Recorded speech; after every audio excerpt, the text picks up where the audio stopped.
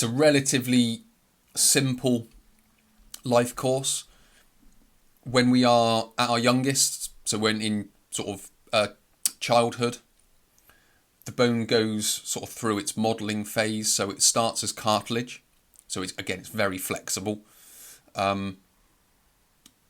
Minerals get laid down and it starts to turn into what we know as bone. They get their shape, they get their size, or they start to get their shape and they start to get their size. Obviously, the size will continue through into adolescence, and then we get the growth spurt, and then off they go again. When we get up to puberty, they get sort of thicker, stronger. That's when we get our growth spurt, and you get the extra length to them. Or certainly, well, all bones get bigger, but most notably what we know as the long bones. So long bones are leg bones, the femur. Then you've got the tibia and fibula of the lower leg, radius and ulna in the lower arm, and then the humerus in the upper arm. So they're the ones, when you sort of see the shaft of the bone with the knobbly bits on either end, they're your long bones. Obviously, the short bones, the irregular bones, so on and so forth, they are all getting bigger as well. So they are sort of staying optimized with each other. Obviously, you can't have long bones growing and then the shorter bones not growing with them, if that makes sense. So, but yes, I'm kind of talking unnecessary things now. But when we get into our 20s, that's kind of when they are fully formed. So the length, the highest, let's say, density will be there.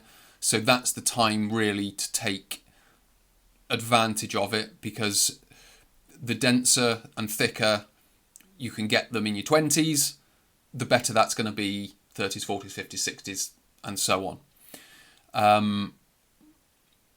And a phase called remodeling kicks off. So this is sort of bone maintenance, if you will. So it's a remodeling. There's a repairing mechanism in there.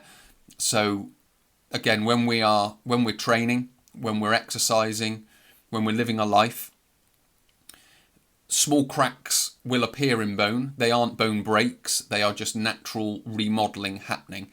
And it's these small little cracks in bones that the body will respond to, because it will recognise them and it will lay down thicker bone.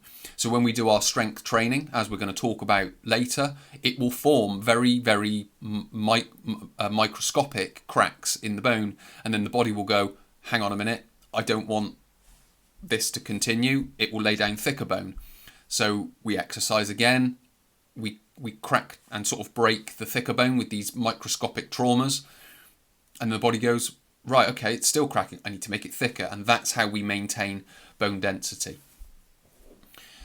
And it's also a store for calcium and phosphorus. So those are sort of nutrients, they are minerals.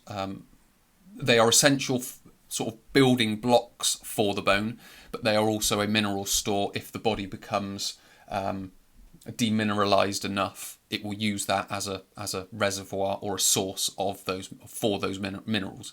Obviously, as I've talked about, it's clearing old bone, it's laying down new bone, so it's a very dynamic tissue.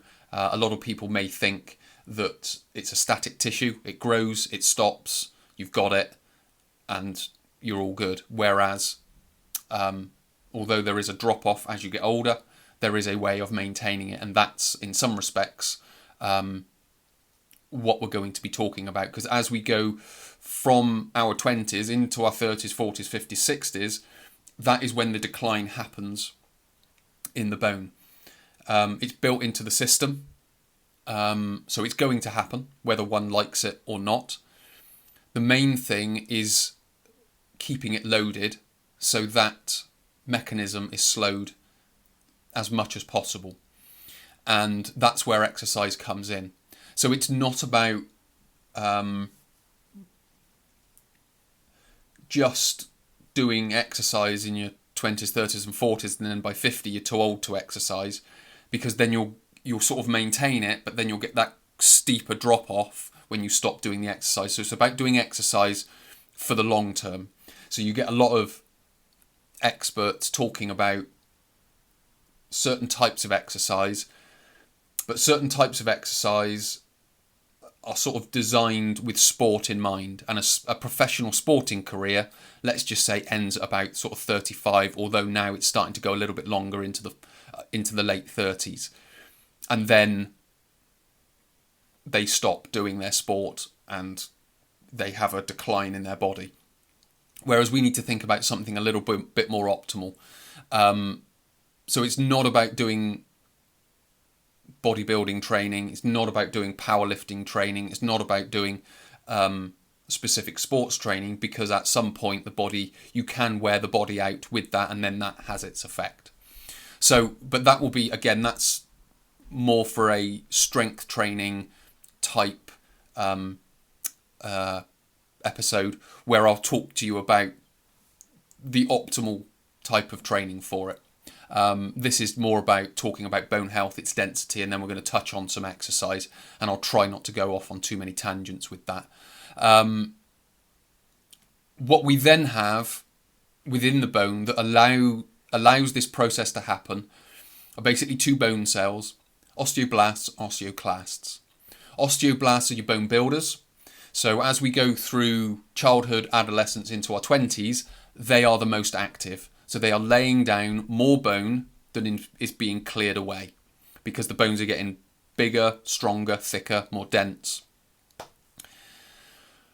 What we then get when we hit our sort of, let's just say, mid-20s, is we get greater activity from the osteoclasts, which are the bone clearers.